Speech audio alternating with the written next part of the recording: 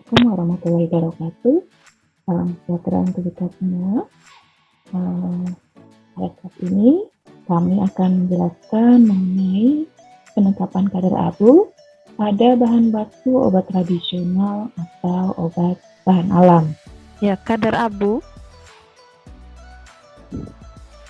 merupakan salah satu parameter termasuk parameter non spesifik, ya, menggambarkan zat anorganik yang terdapat pada bahan baku.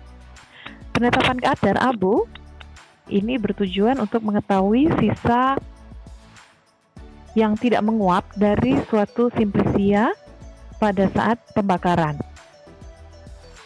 Ya, jadi simplisia prinsipnya adalah simplisia dilakukan pembakaran dengan pemijaran, biasanya menggunakan alat muffle furnace. Nah, nanti senyawa-senyawa organik yang ada pada simplisia itu akan berubah menjadi zat yang menguap. Nah, kenapa kok berubah menjadi zat menguap? Karena pada saat terjadi pembakaran tersebut, ya, terjadi oksidasi. Ya, zat organik itu kan ada terdiri dari unsur C, O, H, N, seperti itu. Dimana kalau C teroksidasi ya nanti dia akan menjadi CO2. Kalau pembakarannya tidak sempurna ya CO atau karbon monoksida. Kemudian N ya nanti bisa menjadi NO2 uap, ya. Kemudian H juga dia akan berubah menjadi H2O. Ya. Zat-zat organik sifatnya seperti itu jika mengalami pembakaran. Nah, tetapi pada simplisia kan tidak hanya senyawa organik saja yang terdapat di simplisia tersebut, tetap ada zat anorganiknya. Nah, zat anorganik inilah yang nanti jika dilakukan pembakaran akan berubah menjadi abu. Ya, jadi abu adalah zat anorganik sisa hasil pembakaran suatu bahan organik. Nah, abu yang tertinggal ini, sisa dari pembakaran ini sebenarnya asalnya dari mana? Ya, bisa berasal memang dari bagian jaringan tanaman. Ya, di tanaman itu kan tetap ada mineral-mineralnya, ya. Di mana mineral ini kalau dikategorikan sebagai logam begitu ya, itu adalah logam-logam ringan, ya, yang memang diperlukan bagi tanaman itu dalam fungsi fisiologisnya, ya. Jadi misalkan natrium, kalsium, Ca seperti itu kan memang ada di tubuh dari tanaman itu sendiri, atau besi, Fe, ya, Zn misalkan. Nah, ini sering disebut dengan zat-zat mineral begitu ya. Nah, tetapi abu itu juga bisa bersumber dari pengotoran lain. Nah, inilah yang akan dimonitor begitu, apakah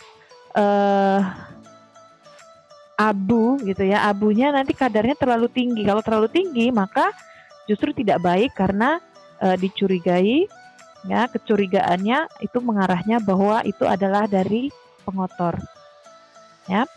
Nah, penetapan kadar abu pada saat awal dipijarkan maka disebut dengan kadar abu total karena semua tertetapkan, ya, baik dari bagian jaringan tanaman maupun dari pengotoran lain. Nah, kemudian dilanjutkan dengan kadar abu yang tidak larut dalam asam. Nah, tujuan dari penetapan kadar abu tidak larut asam itu adalah untuk mengetahui jumlah pengotoran yang bisa berasal dari pasir atau tanah silikat, ya. Tanah silikat itu misalkan seperti semacam tanah liat begitu ya, atau tanah-tanah yang lain. Nah, prosesnya adalah dengan penambahan asam. Ya, jadi abu total yang diperoleh tadi ditambahkan dengan asam, maka sebagian abu yang memang bersumber dari jaringan tanaman itu cenderung akan larut di dalam asam. Ya, jadi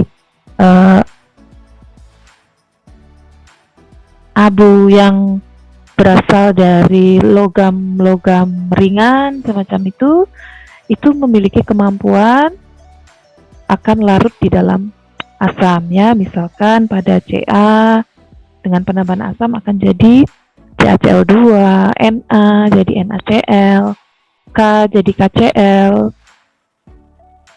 Fe misalkan jadi FeCl3. Zat-zat anorganik ini ada kemampuan larut di dalam asam. Nah, untuk pengotor, katakanlah dari pasir atau tanah, jika ditambahkan dengan asam, maka dia tidak akan larut di dalam asam. Nah, bisa juga kemungkinan misalkan dari cemaran logam berat, ya, itu juga tidak akan larut dalam asam karena logam-logam berat dengan penambahan asam justru menjadi kompleks yang tidak larut. Bahan baku yang memiliki kadar abu tidak larut dalam asam terlalu tinggi, maka memiliki kualitas yang tidak baik karena tingkat pengotornya itu tinggi. Kadar abu tidak larut asam itu batasannya pasti lebih kecil dibandingkan kadar abu total. Ya, jadi sekali lagi kadar abu ini termasuk parameter standarisasi non-spesifik. Ya, ini kalau kita lihat tabel periodik unsur seperti itu ya. Logam itu kan berdasarkan massa jenisnya atau kerapatannya nanti bisa secara fisika begitu ya, itu ada bisa dipilah seperti itu ya, ada logam ringan, ada transisi, kemudian ada logam berat. Logam-logam ringan itu ada di sekitar tabel A, dan tabel B yang awal itu ada Fe ada di situ seperti itu. Tapi Fe masih bisa ya menjadi larut di dalam asam. Tapi kalau sudah logam-logam yang lain ya, yang tadi kategori logam berat, di mana logam berat itu kalau terkonsumsi di manusia kan berbahaya ya, memiliki dampak kerugian bagi kesehatan gitu ya, makanya kadarnya itu diatur supaya nantinya produk yang dihasilkan, obat tradisional yang dihasilkan itu tidak akan ada pengotoran yang dari abu ini ya, dari logam berat ini yang akan mengganggu kesehatan pada konsumennya.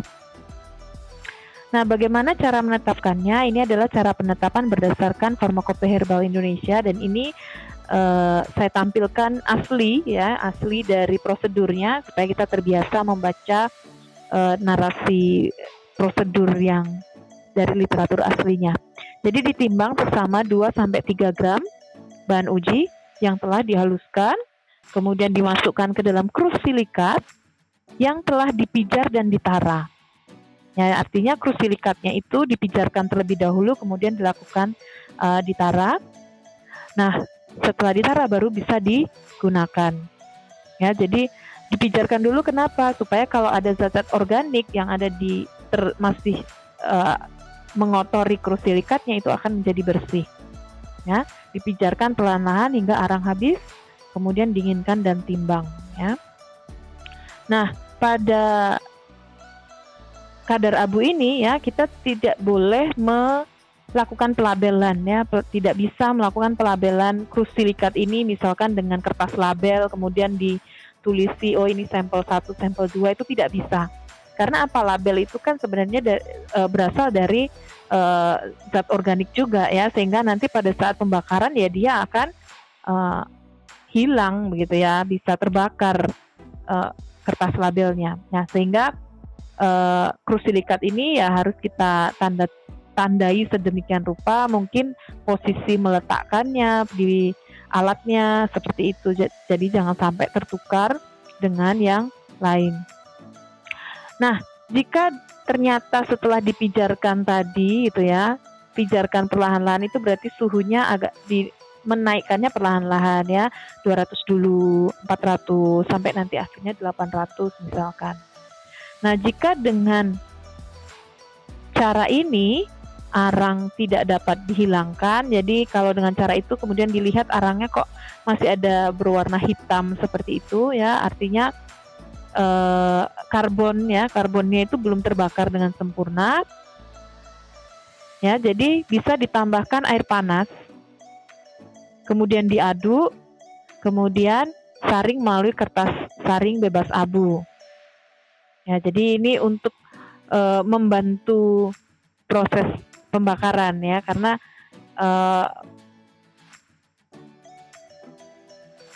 air panasnya ini nanti itu ya, itu akan membantu pada proses pembakaran dari arang yang belum sempurna pembakarannya. Kemudian dipijarkan kertas saring beserta sisa penyaringan dalam krus yang sama, kemudian dimasukkan filtrat ke dalam krus, uapkan dan pijarkan hingga bobot tetap. Ya, jadi residu begitu ya yang tertinggal di kertas saring. Jadi kertas saringnya pun harus kategori kertas saring bebas abu ya, tidak boleh meninggalkan abu karena nanti datanya jadi tidak valid kalau kertas saringnya meninggalkan abu. Jadi benar-benar harus membeli yang spesifikasinya adalah bebas abu.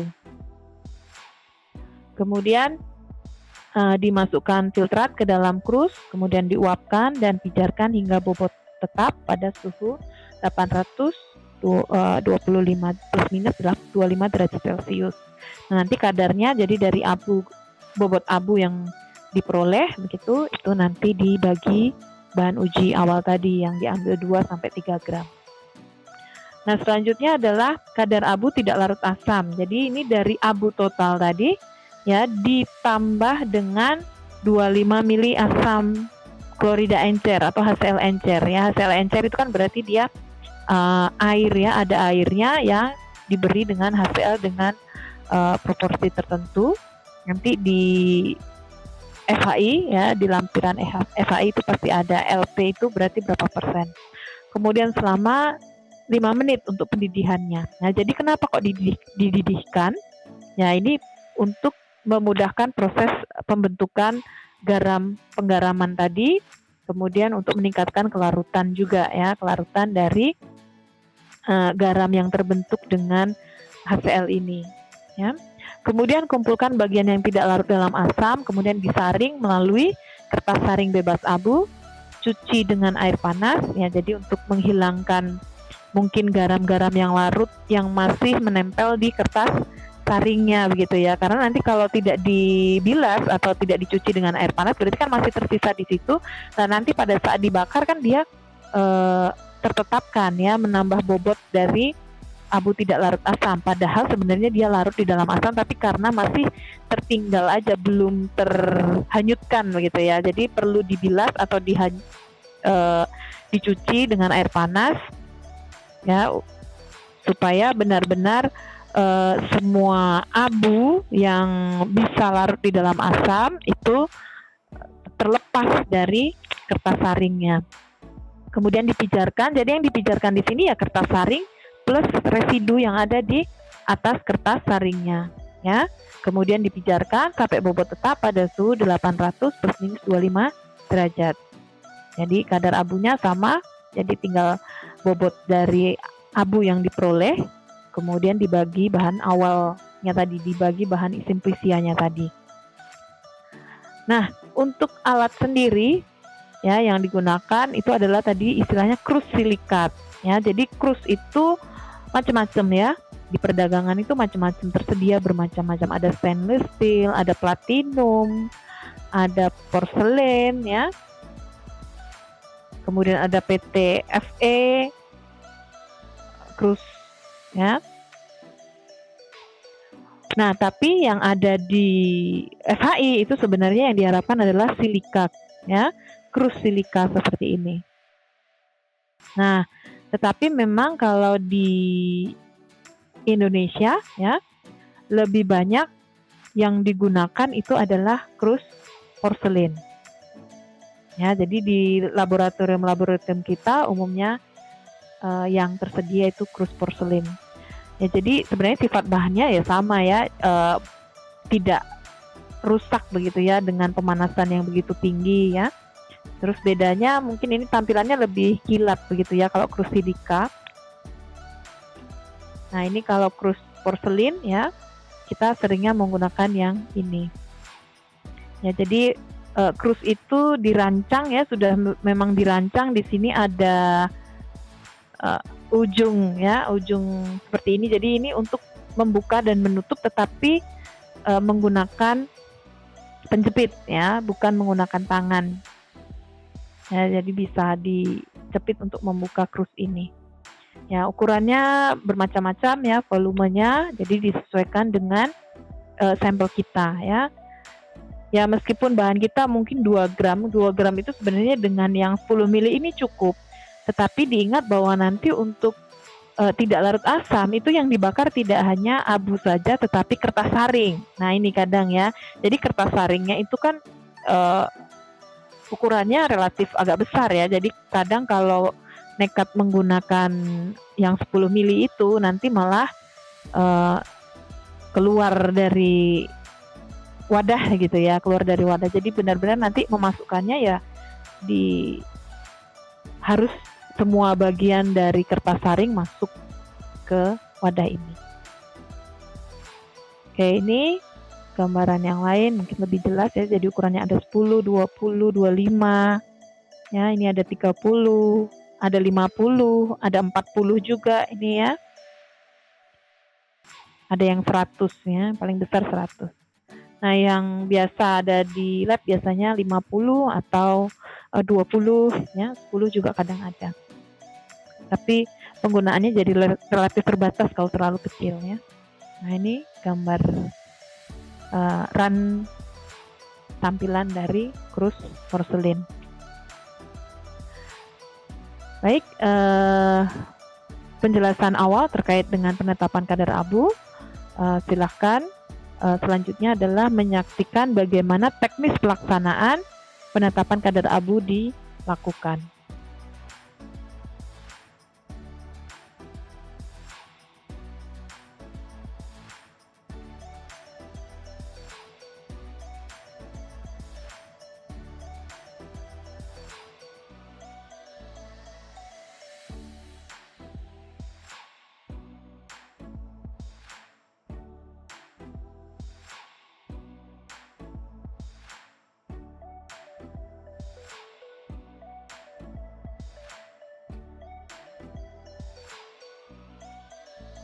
Kita atur suhu 600 derajat Celcius. Kita atur suhu 800 derajat Celcius.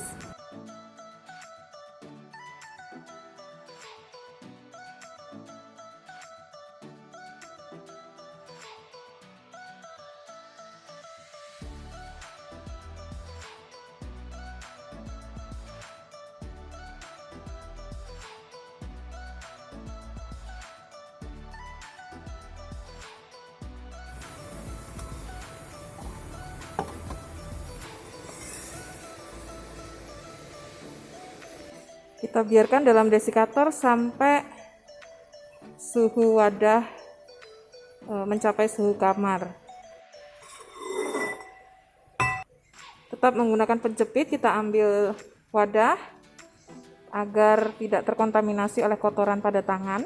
Kemudian kita timbang.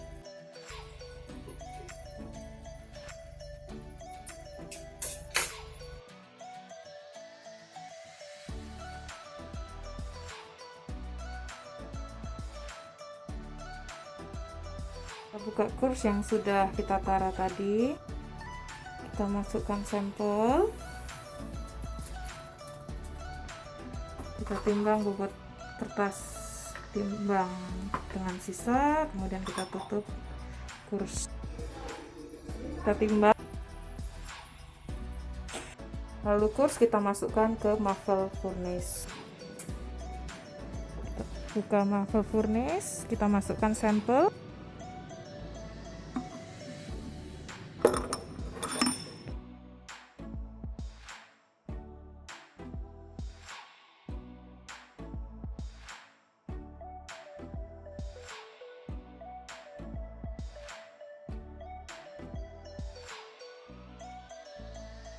Kita atur suhu 600 derajat Celcius.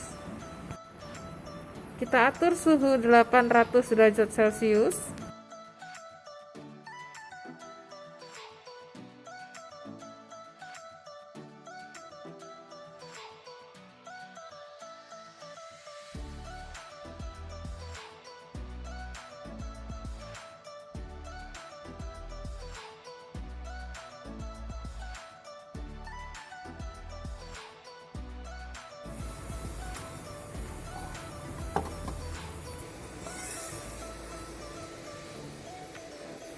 Kita biarkan dalam desikator sampai suhu wadah mencapai suhu kamar.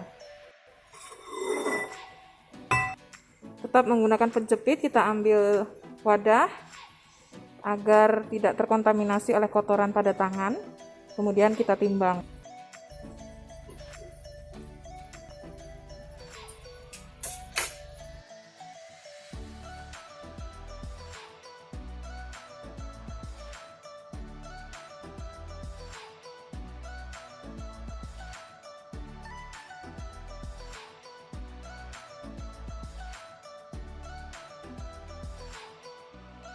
Awan kita buka, kemudian abu yang terbentuk kita tambahkan HCl encer 25 ml.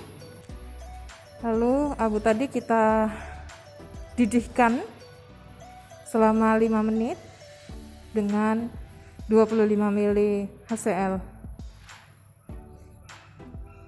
Setelah mendidih selama 5 menit, kita saring dengan kertas saring bebas abu.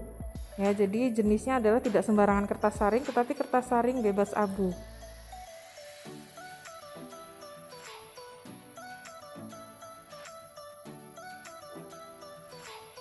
Setelah semua tersaring, lalu kita ambil kertas saring dan kita masukkan ke kurs tadi. Lalu kita tutup dan kita masukkan ke muffle furnace lagi. Kemudian kita abukan dalam muffle furnace. Kita abukan ke muffle furnace.